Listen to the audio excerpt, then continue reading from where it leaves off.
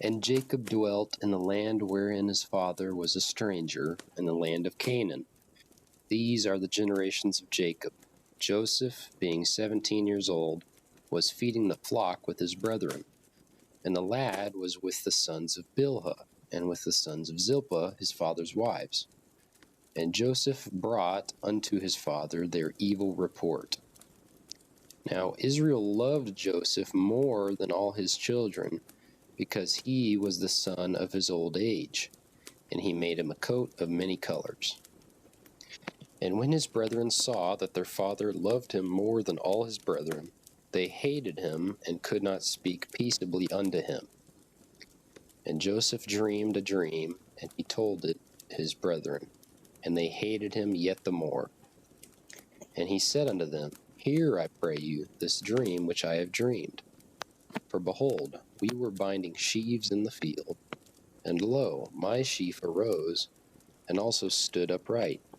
And behold, your sheaves stood round about, and made obeisance to my sheaf. And his brethren said to him, Shalt thou indeed reign over us, or shalt thou indeed have dominion over us? And they hated him yet the more for his dreams and for his words. And he dreamed yet another dream, and told it his brethren, and said, Behold, I have dreamed a dream more. And behold, the sun and the moon and the 11 stars made obeisance to me. And he told it to his father and to his brethren. And his father rebuked him, and said unto him, What is this dream that thou hast dreamed?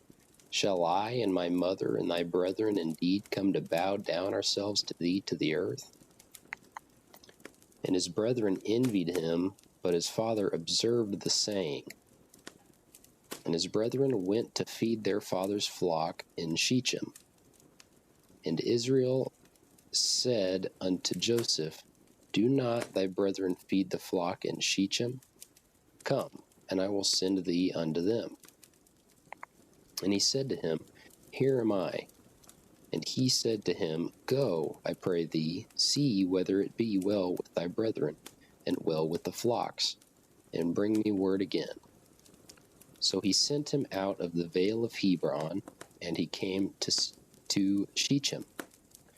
And a certain man found him, and behold, he was wandering in the field. And the man asked him, saying, What seekest thou? And he said, I seek my brethren. Tell me, I pray thee, where they feed their flocks. And the man said, They are departed hence, for I heard them say, Let us go to Dothan. And Joseph went after his brethren, and found them in Dothan. And when they saw him afar off, even before he came near unto them, they conspired against him to slay him. And they said one to another, Behold, this dreamer cometh. Come now, therefore, and let us slay him, and cast him into some pit, and we will say, Some evil beast hath devoured him, and we shall see what will become of his dreams. And Reuben heard it, and he delivered him out of their hands, and said, Let us not kill him. And Reuben said unto them, Shed no blood, but cast him into this pit that is in the wilderness, and lay no hand upon him, that he might rid him out of their hands, to deliver him to his father again. And it came to pass, when Joseph was come unto his brethren, that they stripped Joseph out of his coat of many colors that was on him. And they took him, and cast him into a pit. And the pit was empty, there was no water in it. And they sat down to eat bread, and they lifted up their eyes and looked, and behold, a company of Ishmaelites came from Gilead with their camels, bearing spicery and balm and myrrh, going to carry it down to Egypt.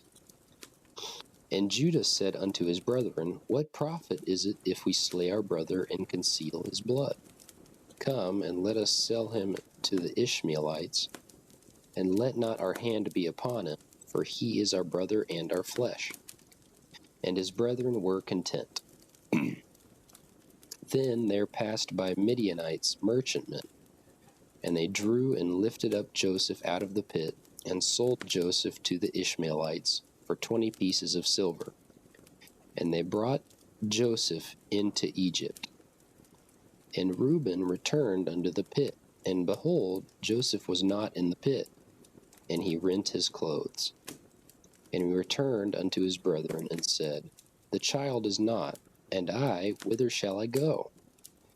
And they took Joseph's coat, and killed a kid of the goats, and dipped the coat in the blood. And they sent the coat of many colors, and they brought it to their father, and said, This have we found. Know now whether it be thy son's coat or no. And he knew it, and said, It is my son's coat. An evil beast hath devoured him. Joseph is without doubt rent in pieces. And Jacob rent his clothes, and put sackcloth upon his loins, and mourned for his son many days. And all his sons and all his daughters rose up to comfort him, but he refused to be comforted. And he said, For I will go down into the grave unto my son mourning. Thus his father wept for him. And the Midianites sold him into Egypt unto Potiphar, an officer of Pharaoh's, and captain